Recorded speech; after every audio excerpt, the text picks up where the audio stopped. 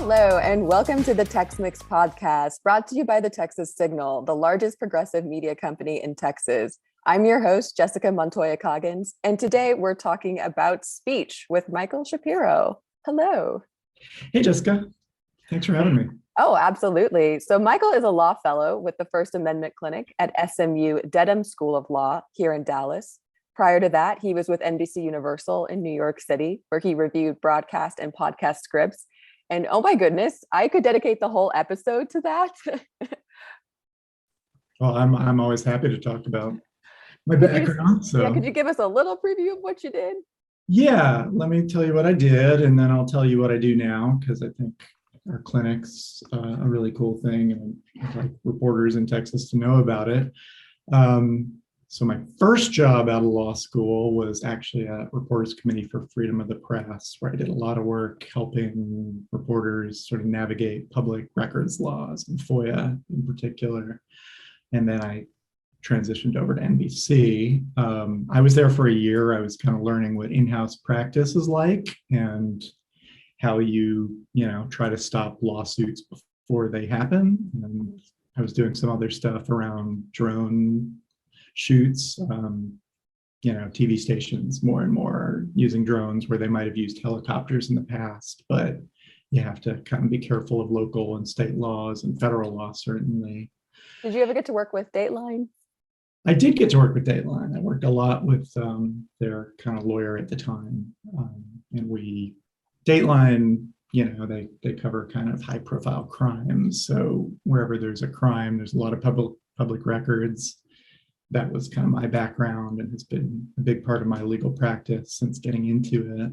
When I read your biography, I was like, oh, because Keith Morrison is my favorite. He got me through. He got me through the pandemic, but I was just like, when I saw that, I was like, I bet he worked a little bit with Dateline. And I should have absolutely demanded to meet Keith Morrison. I didn't get to do that. He's great.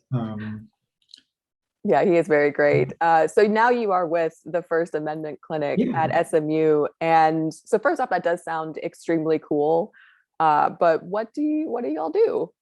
Yeah, it's cool in a lot of ways to me. So I'm working with students, and we, on a pro bono basis, represent news reporters, news organizations that may not have legal resources like a big newspaper or a big TV network would. So we're not helping the NBC Universals of the world as much as we are, although we do work with a lot of people, but we're helping people who just don't have a budget to, for instance, file a lawsuit to get public records, or don't have a budget to defend a defamation lawsuit, or to have somebody pre-review a script or a news article. And with Texas focus, we're here in Texas, and we're really focused on the need for some free legal resources here in the state. This is a great thing to know for Texas Signal, as we are not one of the big guys, but as always, we appreciate all of our readers and subscribers. And I'll plug this again, but you can always help support us on Patreon. You can go to texassignal.com and become a patron. We'll plug that again.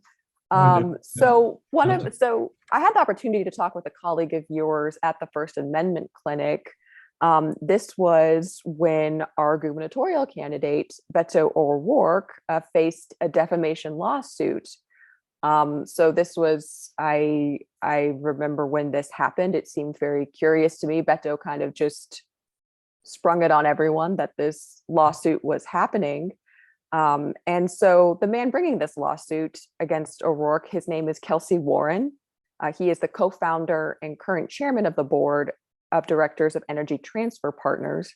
That's one of the largest oil and gas companies in the world.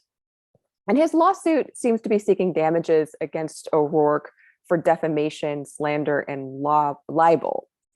So in the lawsuit, he alleges that, and I'll quote, O'Rourke began a relentless and malicious attack on Warren by accusing him of serious crimes, including extortion, bribery, and corrupt influence, simply because Warren made a campaign contribution to Governor Abbott in June 2021 and is the former CEO of Energy Transfer. So that was a very interesting development, I think, in this race. Could you talk a little bit more about what defamation is and why Kelsey Warren decided to file this lawsuit?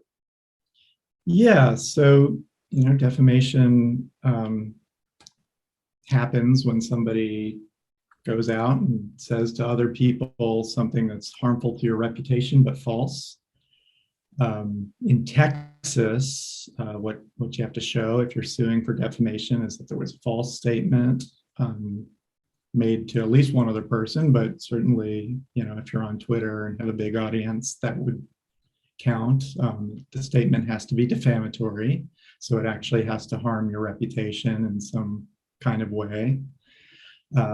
It has to be made with the right kind of intent, which means if you are a politician, a public figure, there's a sort of a higher bar, and it's not enough that the statement's false, but the person has to kind of know it's false or be really just purposely blinding themselves to whether or not it's false. Mm-hmm. And that's all from Times v. Sullivan and cases that came after it, which is a famous Supreme Court case that sort of said the First Amendment is implicated when we have these defamation lawsuits. Mm-hmm. And then the fourth thing that a plaintiff would have to show is that not only was it, damaging to my reputation, but it caused actual damages to me that I can quantify in some way. And then there are defenses to all these suits, mm-hmm. which I can get into a little bit too.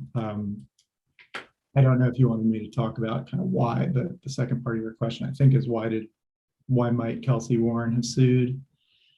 And I mean, so you first have to look at what Beto was saying at the time. I think there was sort of it was a year after this big winter storm, and maybe you can give some background. We all remember Winter Storm Uri. So it was very tragic. It obviously left millions of Texans without power. Several hundred died. And shortly after, though, Energy Transfers raked in $2.4 billion after that storm. And then shortly after that, Kelsey Warren did write a check to Governor Greg Abbott's reelection campaign for $1 million. So that prompted Beto to, hammer Abbott over this, not only over, the storm, but also the fact that, while people were dying, while people were freezing, unsure of, when they would be able to eat, shower, all these things, Kelsey Warren, accumulates over $2 billion.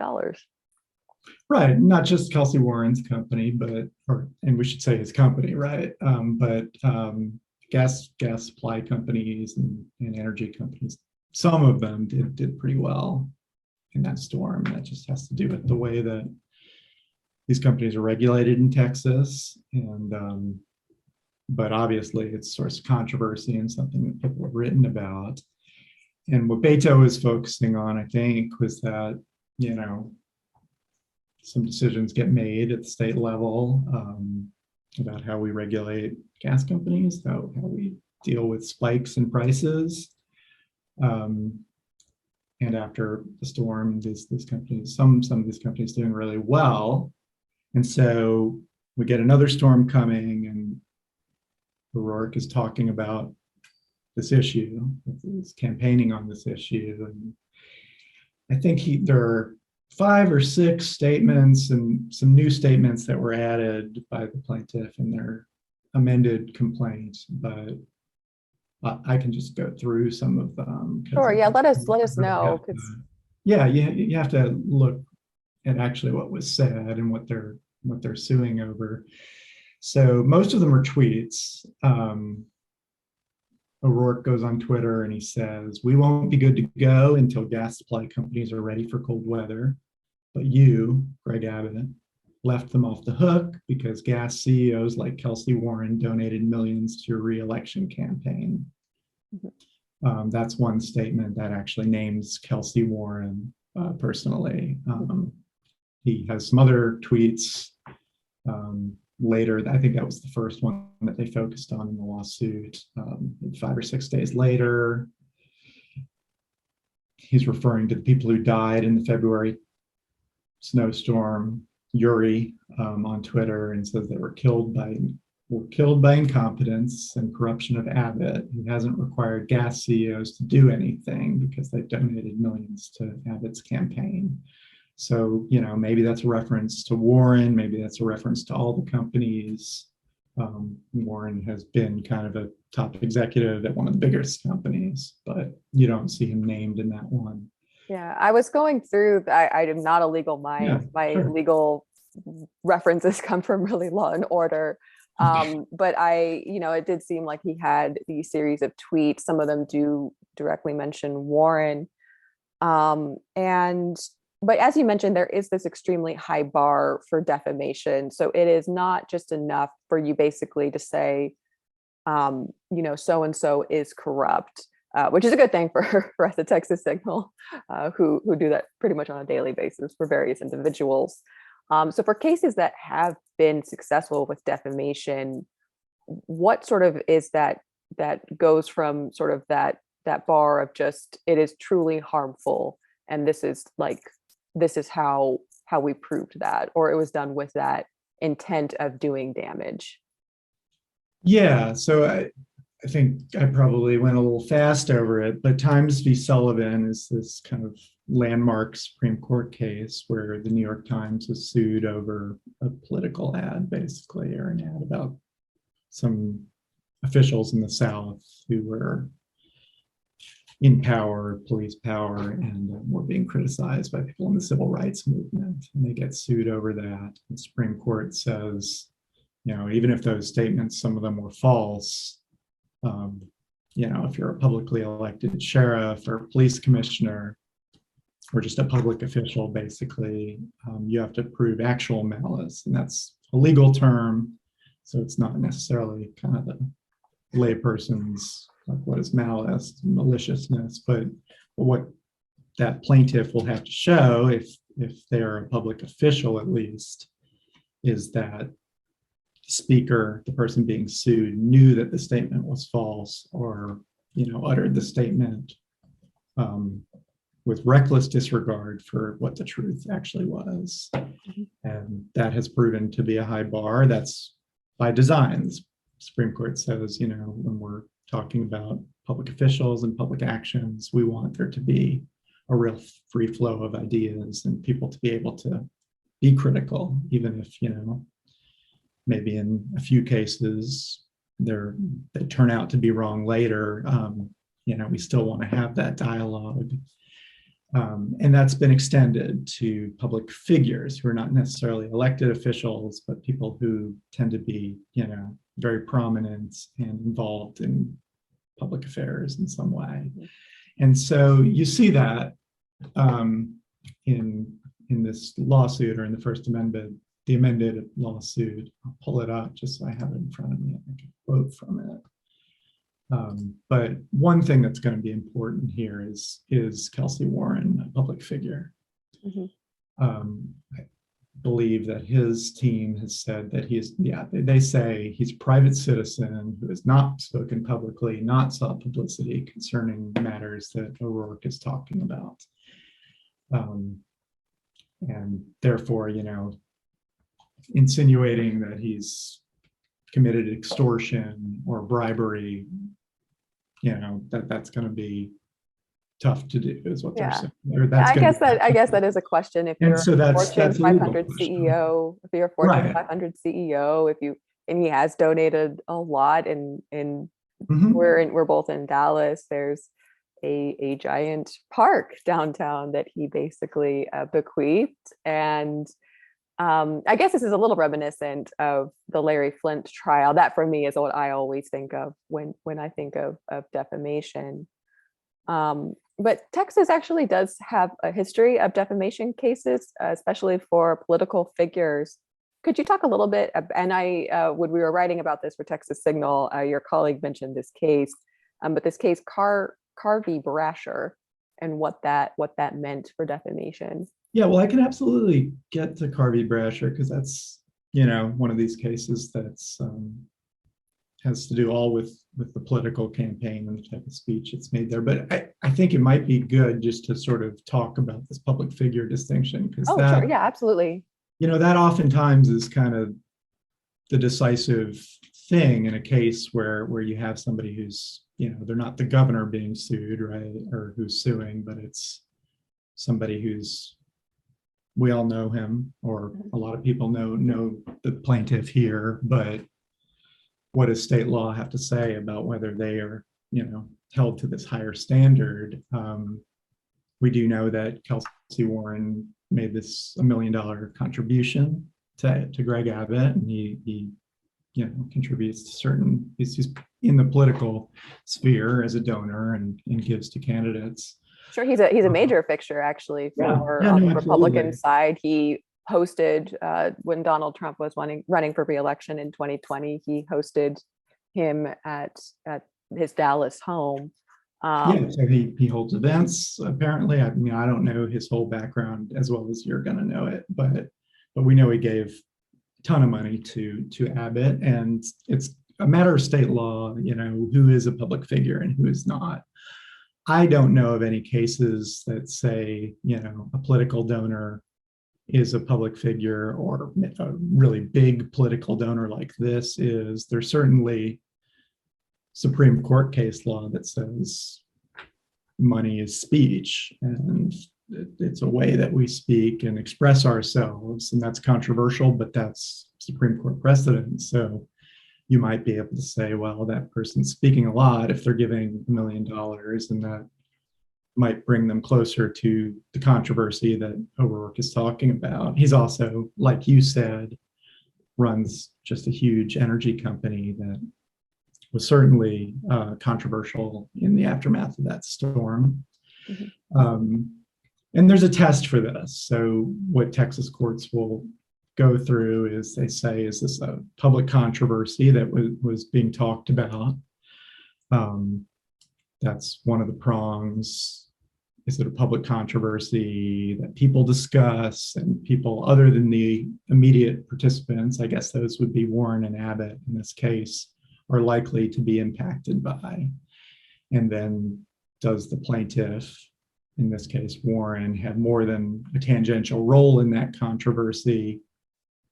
And then third is kind of the statement actually germane to the controversy itself. Like, if you were talking about me and I had been involved in some really important business deal that was shady in some way, but your statement was that I was, committing adultery or doing some other unrelated crime, that wouldn't be related to the controversy. So I tend to think that's maybe an uphill battle for Mr. Warren here, but it's not settled law. So the court's going to have to go through those factors and make a stab at it, and perhaps the Court of Appeals or the Texas Supreme Court gets to weigh in, depending on how far the case goes. But that's going to be important, because if he's got to prove actual malice, then you're just going to give a politician,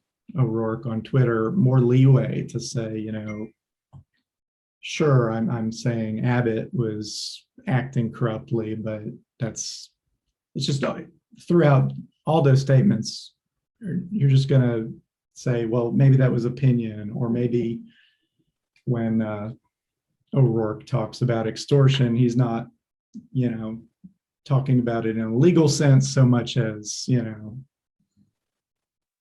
you can use that statement just to mean you're leveraging somebody, legal or otherwise, even though extortion itself is a crime. And usually, if it's a case not involving public figures, you say, if you just say somebody committed a crime that they didn't, that's defamation. But so it sounds like this case is not just sort of like that cut and dry, all right, I was defamed and here is what happened. And so there are like a lot of things that go into each of these cases. And these cases can get very fact specific, and you're talking about, what is the meaning of the English language, which is, endlessly complex. And a lot of times words can have dual meanings, and there are all sorts of defenses to speech, to defamation cases, because again, the Supreme Court, the state Supreme Courts do want to encourage, robust public debates about issues of public importance. So I don't know, how far this case goes, but there are arguments to be made. I think one of the statements in particular, is if you can say that it was definitely about Warren, is sort of the gas supply companies bought Abbott off. That could be, something that they have to work through, whether that was about Warren, whether that was opinion or fact. And we have a long way to go to see, really how the case shapes up and what the sticking points are. There's going to be a hearing, I think it's in June, where they decide whether there's a motion to dismiss that was filed in this case, and also a motion to transfer venue. So it's the suit was brought in San Saba County, where Mr. Warren apparently owns a ranch, not in Dallas, where his company is based. The defendant, O'Rourke, has sought to move it to Dallas, where maybe they'll get a different judge. And so they're fighting over that, and they're fighting over whether it should just be dismissed now, or whether the court needs to hear more, and the two litigants need to learn more about each other, basically, through discovery. Mm-hmm. One of the things that I have learned that is a difference between law and order in real life is that the law actually does take a significant amount of time. It will not get wrapped up in 45 minutes. Yeah, law and order, man, it moves fast, but some of the courts, the wheels of justice can grind slowly, particularly if you're observing and waiting for the next development as a reporter. So I jumped ahead a little bit. I was talking about this previous Texas case that concerned defamation. So I was wondering if you could chat a little bit about that. It was Carr v. Brasher. It involved the former mayor of South Houston, and I believe his election opponent, and some campaign brochures. Yes, yeah. So this is not the first time that a campaign has gotten heated, and somebody has taken offense to what a political candidate says. I think is in the journalism world, we think a lot about lawsuits filed against media companies or against reporters, but sometimes they're like this one, where somebody's suing a politician for something they said. And that was the case in Carr v. Brasher.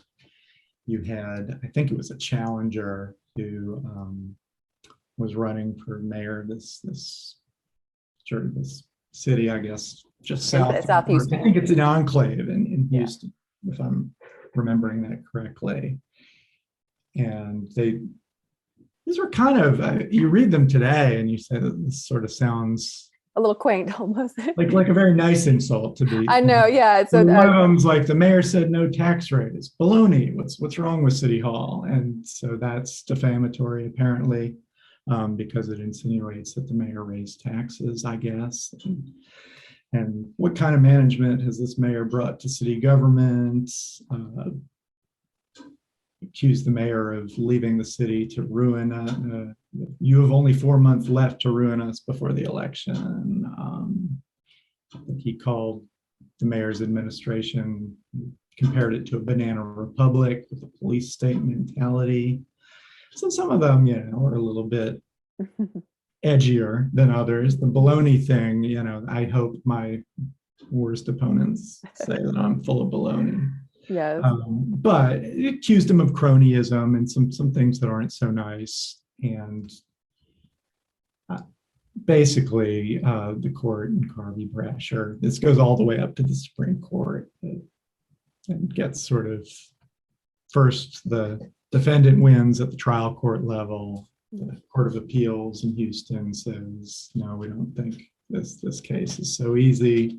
And so they overturn it. And then when it goes up to the Supreme Court, they say, nope, this case is no good. And essentially say, look, this is a campaign. Brasher is a public figure. That's the person who is suing. And again, high bar. And I can go in a little more detail, but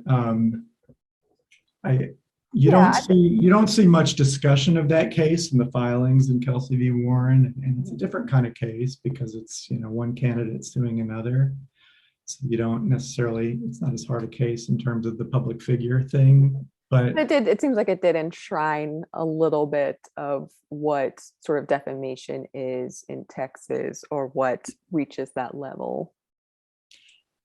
yeah, absolutely. And I mean, I think it illustrates that, when we're talking about elections, that's certainly a public kind of matter where this higher protection for speech is going to be required.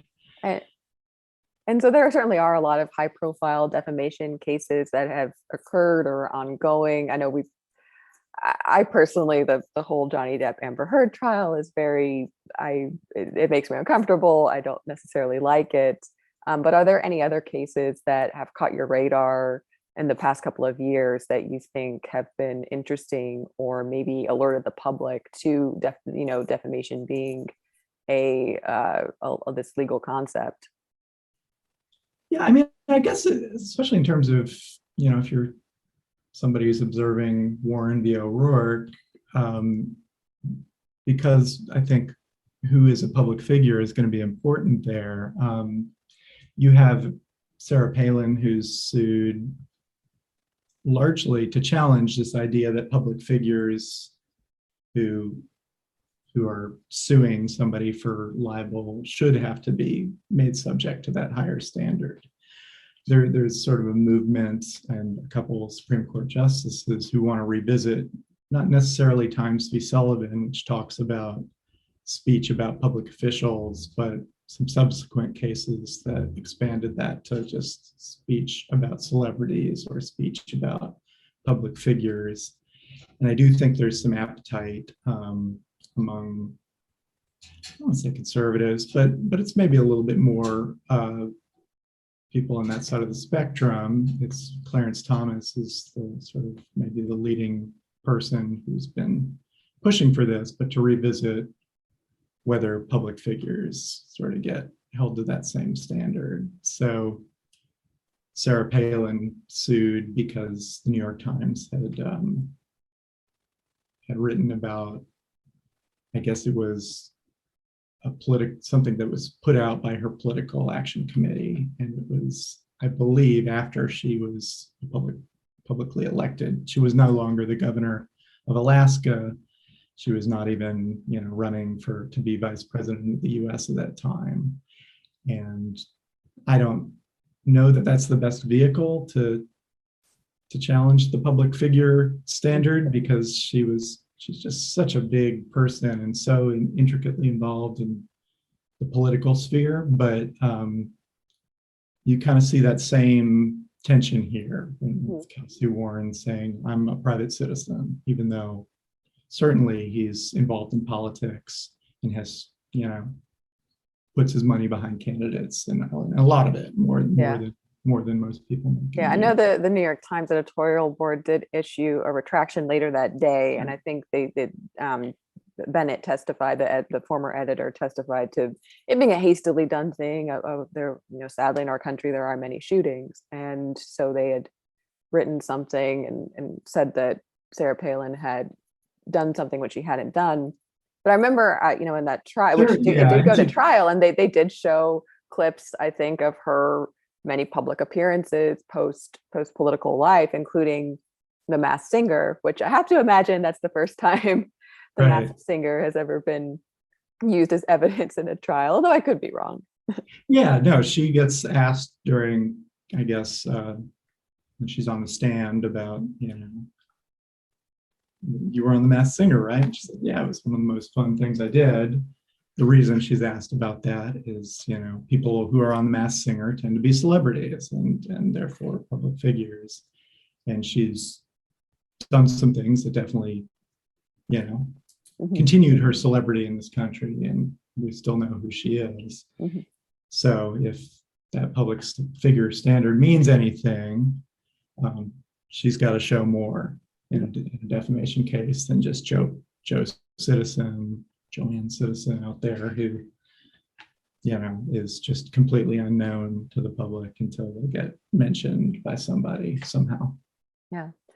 Well, this has been absolutely fascinating. I'm going to be very curious about what happens in this case, O'Rourke v. Warren, and we'll certainly be on the lookout for anything defamation related. Michael, is there anything else you'd like to share with us about, what y'all's clinic does, or if people want to reach out to y'all, how they go about doing that? Yeah, I mean, the easiest way is you sort of go on SMU Dedman School of Law website, and you probably can Google SMU First Amendment Clinic, and our page will pop up. And I think my contact info is up there for now. And we're really easy. We try to respond to everything, and it's all kinds of expression. I did talk a little bit about the work we do with news reporters, but it's not just that. So everything except for sort of the religion part of the First Amendment, we're here, and we're a resource for the public. Well, it's very important, especially in these times where we have seen many attacks on the First Amendment. It's great to know that there are folks that are helping to enshrine that most, well, I guess the number one, although I don't know if it's totally ranked like that, but one of our rights. Yeah, and I can't say enough about the students we have here. They work really hard, and I don't know. It's a great resource, I think, for the public. So, yeah. Well, I hope that maybe when he makes his publicity rounds, Keith Morrison will get a chance to visit Dallas, and maybe he'll stop in. Let's hope. Knock on wood. Yeah. Well, thank you so much to Michael Shapiro for joining us today. Be sure to subscribe. We're available wherever you get your podcasts. Spotify, Apple, Google. I think we're up on Amazon now. And the Tex Mix is also online. We're on all social media channels. And you can also follow the Texas Signal.